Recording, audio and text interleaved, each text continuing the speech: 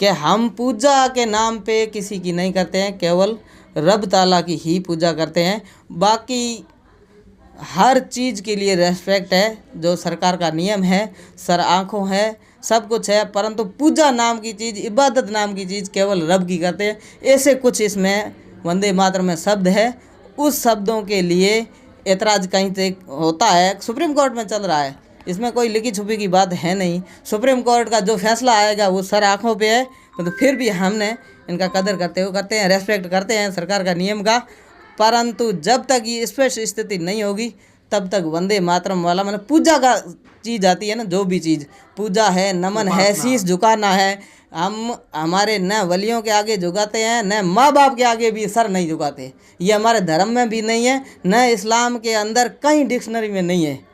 हाँ, हमारा वतन है, पहले वतन, बाद में परिवार, सब कुछ बाद में, धर्म बाद में, परंतु ये चीज़ सिर झुकाना चीज़ है, झुकाने वाली चीज़ हमारे पास नहीं है। तो आपको क्या लगता है कि इस फैसले के बाद धार्मिक जो स्वतंत्रता होती है उस पर असर पड़ता है? तो सीधा सा असर है। ये आदेश अगर है, हमें मजबूरन किया गया तो मजबूरन में करना पड़ेगा, परंतु इसलिए तो कोर्ट में गए ना, सुप्रीम कोर्ट में मसला इसलिए गया, ये आदेश है कि करना पड़ेगा, तो ये तो हमें इस्लाम इजाज़त नहीं देता है। आपको मान लो गैर मुस्लिम को कहेंगे कि आप नमाज पढ़ो, आप थोड़ी पढ़ सकते हो। तो हमारा धर्म के अंदर केवल इबादत है, पूजा है, तो अल्लाह के सिवाय किसी की नहीं। हमारे खुद का माँ बाप है ना, उसकी भी पूजा हम नहीं करते, उनके नाम की फातिया लगाते हैं, कुछ भी करते हैं। तो देश, वतन, मिट्टी सबसे पहले है, उसके लिए सिर कटवाने के लिए तैयार है, करते आए हैं, कई बलिदान दिए हम, सब कुछ है, मातृभूमि के लिए मर मिटने के लिए तैयार हैं, परंतु झुकाव इबादत केवल रब और अल्लाह के सिवाय किसी की इबादत नहीं करते हैं, न करेंगे। इसे ये मान सकते हैं कि इसको एक देशभक्ति गीत की तरह नहीं मान के इसको धार्मिक इसके अंदर कुछ शब्द ऐसा है कि हम कुछ ऐसे शब्द है, इस वजह से इसकी ऐतराज है। राष्ट्रगान का ऐतराज है ही नहीं, क्यों नहीं है? ऐतराज की वजह ये है कि पूजा करते हैं हम, उसको पूजा शब्द, इबादत शब्द, केवल रब मालिक ने हमें पैदा किया, अपन सबको, इंसान सबको पैदा करने वाला वही है, उसके आगे नमन करेंगे, शीश झुकाएंगे। बाकी अपना अपना धर्म पे अपनी आस्था है, उस हिसाब से करते हैं। परंतु इस्लाम धर्म वाले हम इबादत केवल रब और मालिक के सिवाय अपने माँ बाप की नहीं करेंगे, न औलिया वलियों की करते हैं, केवल रेस्पेक्ट करते हैं, सम्मान करते हैं। सर आँखों हैं, हमारे सर के ताज है, सम्मान हर तरीके से सम्मान है, परंतु शीश झुकाना, झुकते केवल रब के आगे है। झुकने का काम, पूजा करने का काम हमारा इसमें है ही नहीं, न करेंगे, यही है। इसलिए तो ये मामला है, गलत है। ये सुप्रीम कोर्ट जो फैसला देगा, तो सुप्रीम कोर्ट का फैसला सर आंखों जो होगा, सुप्रीम कोर्ट में ये मसला चल रहा है, जो इसका निर्णय निकलेगा उस आधार पे होगा। परंतु पूजा नाम तो फिर भी नहीं करेंगे हम, पूजा तो थोड़ी करेंगे। पूजा और उपासना, हाँ, ये पूजा वाला, उपासना तो चीज़ अलग है, रोजा हो गया। उपासना में तो रोजा रखते हैं या आप नवरात्रि करते हैं, उपासना तो होता है, वो चीज़ अलग है। ये पूजा, सिर झुकाना, मतलब किसी के आगे वो वाले झुकाने वाली, सिर झुकाना, किसी की इबादत करना, किसी की पूजा करना, वो चीज़ हम नहीं करते। मुझे ये जानकारी चाहिए थी कि जो मदरसे चलते हैं जी, और जो स्कूलें चलती है, जी, इन दोनों में कितना अंतर रहता है? कोई अंतर नहीं है।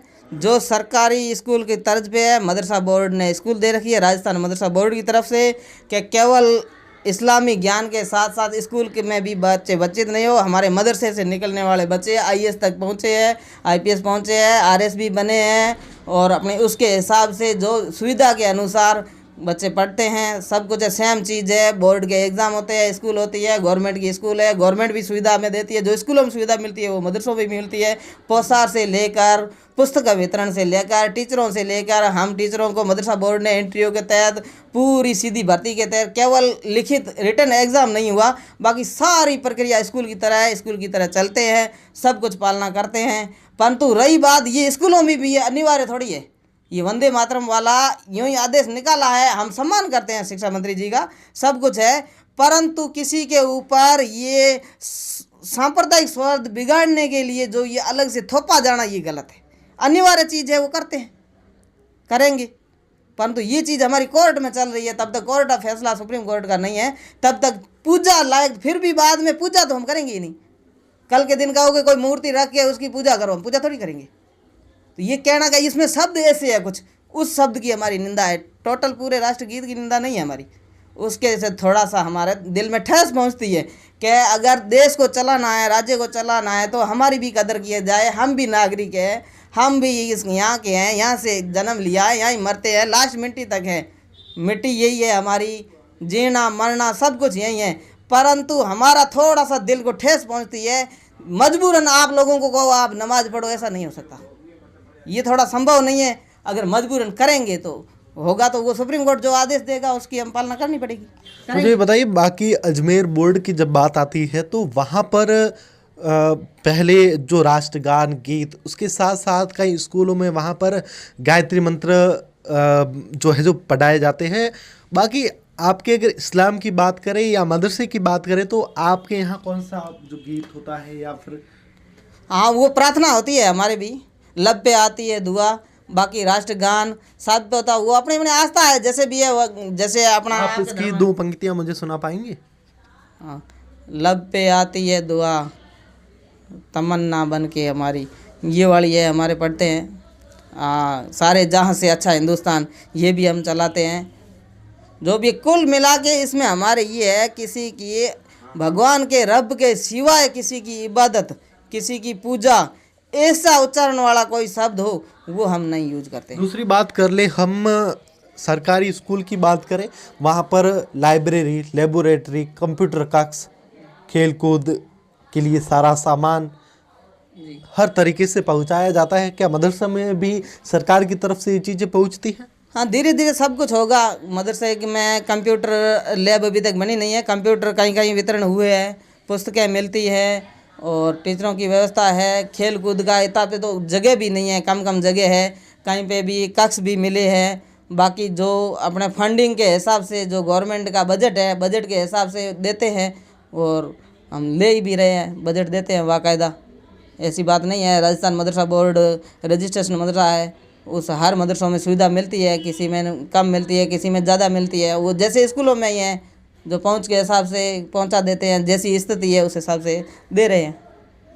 अच्छा, और बाकी बात करें पुस्तकों की, जो पढ़ाया जाता है वो सरकारी स्कूल में जो अजमेर बोर्ड से बच्चे पढ़ते हैं और जो मदरसे में, उसमें भी अंतर रहता है पुस्तकों में या फिर? कोई अंतर नहीं है, वही पुस्तकें हैं। पहले सिस्टम ये था कि मदरसा बोर्ड अपना बजट देती थी, उस बजट में से वो बनाते, किताबें छपवाते थे, सेम किताबों में कोई फ़र्क नहीं है। पर तो फिलहाल स्थिति में ये है, जो शिक्षा विभाग की छपती है वो सेम हमें पीओ द्वारा मिल रही है। पहले मिलती थी अल्पसंख्यक कार्यालय द्वारा, अब डायरेक्ट हमें पीओ द्वारा मिल रही है। कोई ना फ़र्क है, सेम किताबें, वही चलता है, वही सिलेबस है। परंतु हमारा स्कूल का एक संस्कृत की जगह उर्दू भाषा है, उर्दू को भी मान्यता प्राप्त है, तो ये 22 भाषाओं में से अपनी भाषा है, तो संस्कृत की जगह मदरसों में उर्दू चलती है। बाकी सारे सब्जेक्ट हैं जो स्कूल में है वो सेम है। बोर्ड एग्ज़ाम देने जाते हैं वो सेम एग्ज़ाम है, उसी तरीके से तैयारी करवाते हैं। सब कुछ परीक्षा का, टेस्टों का, नियमावली जो भी है मदरसे में है, स्कूल में सेम है। परंतु इतना फ़र्क है कि साथ में है, 2 पारियों में चलाते हैं। कोई सब्जेक्ट का हम जहाँ अलग अलग निज़ाम बना रखा है, मतलब व्यवस्था बना रखी है। एक सब्जेक्ट 5-6 सब्जेक्ट स्कूल के हैं तो 5-6 मदरसे के सब्जेक्ट हैं। हिंदी, उर्दू, फारसी, गुजराती, जो भी सब्जेक्ट होते हैं ना, उसी आधार पे। अच्छा, मदरसे में कितने सब्जेक्ट हैं? लगभग 6 सब्जेक्ट है। फारसी है, सिंधी है, उर्दू है, अरबी है। उनकी पुस्तकें? हाँ, उनकी पुस्तकें होती है, बाकायदा बच्चे पढ़ते हैं बच्चे, उनका अपने तरह है। बाकी 5-10 सब्जेक्ट के करीब बैठ जाता है अपने स्कूल का और मदरसे का, दोनों। नॉर्मल बच्चे से इन पर ज़्यादा लोड नहीं रहता क्योंकि खूब सारी भाषाएं हो जाती है। अंतर लोड के हिसाब से करते नहीं है, इसलिए तो आवासीय रखा है ना। अगर गांव के आने वाला पढ़ के जाएगा बच्चा 4-5 घंटों में स्कूल की तरह, तो उस पर वो बैठेगा नहीं, तो इसलिए आवासीय है। तो एक पारी में मदरसा चलता है तो एक में स्कूल चलता है। तो कहीं कहीं जगह क्या करते हैं, मिक्स में सब्जेक्ट चला लेते हैं, तो पूरा दिन टीचर को भी रहना पड़ता है, मौलवी तो रहता ही है, आवासीय है। तो अपने अपने हिसाब से कमेटियों का जो निज़ाम कर रखा है उस हिसाब से होता है। अपने यहाँ 2 पारियों में, एक पारी में स्कूल चलती है तो एक पारी में मदरसा चलता है। फिर बच्चों का रहना करना सारा यही है। तो बच्चों का रहना करना, खाना, खर्चा सब मदरसा बोर्ड उठाती है? नहीं, मदरसा बोर्ड केवल पोषाहार देती है, जो सरकार मदरसा बोर्ड को नहीं, ये शिक्षा विभाग ही देता है, मदरसा बोर्ड का फंडिंग है। बाकी शिक्षा विभाग का पोषार जो स्कूलों में मिलता है वो हमें मिलता है, जो दूध पाउडर स्कूलों में मिलता है वो हमें मिलता है, सब कुछ स्कूल की तर्ज पे है। परंतु ये खाना खर्चा, रहना करना, हॉस्टल का, ये सिस्टम पूरा समाज की तरफ से होता है, कोई मदरसा बोर्ड कुछ नहीं देता है। इसमें पूर्ति हो जाती, समाज इतना कर लेता है मिलकर। समाज जैसे तैसे करके करना पड़ता है, तो उस हिसाब से कैपेसिटी उस हिसाब से ही बच्चे रखते हैं अंदर।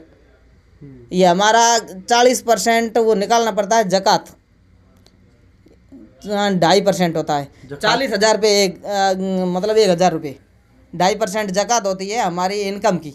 तो प्रत्येक परिवार की वो इनकम में से वो दान करते हैं ना, वो दान के पैसे यहाँ यूज होते हैं। प्रत्येक परिवार निकालता है? हाँ, लगभग जो समझदार है अपने हिसाब से निकालेगा। 40,000 पर 1,000 रुपये वो पैसे गरीबों में वितरण करो, मदरसों में करो, एजुकेशन पे लगाओ। वो फंडिंग इधर उधर गांव में घूमते हैं लोग, हमारी कमेटी बनी हुई है मदरसों की, वो कमेटी के लोग जाते हैं, वो लेके आते हैं, फिर उनमें से पूर्ति करते हैं।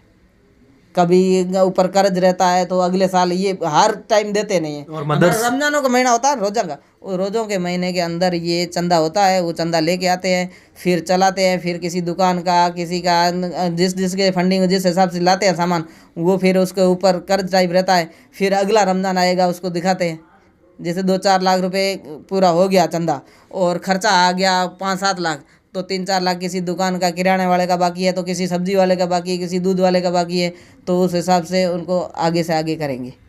और यूनिफॉर्म की बात करें तो यूनिफॉर्म मदरसे की वही है, कंपलसरी है नहीं।